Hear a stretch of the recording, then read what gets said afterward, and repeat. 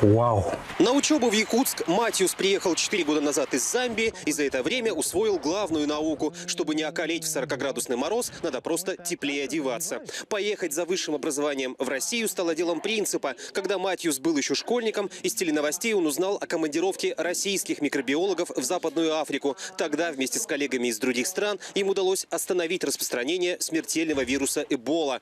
Чтобы получить диплом престижного якутского вуза, гражданину Замбии осталось учиться еще 2 года, но высокое качество знаний он уже продемонстрировал в научных работах. С помощью лабораторных исследований африканец нашел темные пятна на совести производителей йогуртов. У нас некоторые йогуртов, у них нету необходимых микроорганизма. Русский язык дается тяжелее медицинской латыни. Подтянуть великие и могучие африканцу помогают якутские одногруппники, а в общежитии, где он делит комнату со студентом из Южной Кореи, Матьюс изо всех сил старается не переходить на международный английский. А есть красивые девушки с Кореи?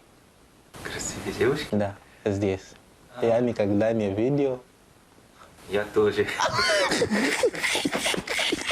Поддержать разговор о науке и не только на чистом русском языке готов и уроженец Кот-д'Ивуара Яник Самплей-Джилиру. Яник учится в Институте физкультуры и спорта. Уже несколько лет он играет в высшей лиге за якутский клуб «Заря» и в свободное время тренирует будущего доктора Матьюса. Искусство владения мечом перевернуло всю жизнь обрусевшего африканца. Сначала Яник учился на юридическом и хотел стать дипломатом, но после череды соревнований у него появился новый кумир. Прежде им был бывший генсек ООН Кофи Аннан, теперь легендарный Пеле. Я хотел бы, конечно, развивать этот вид спорта у себя.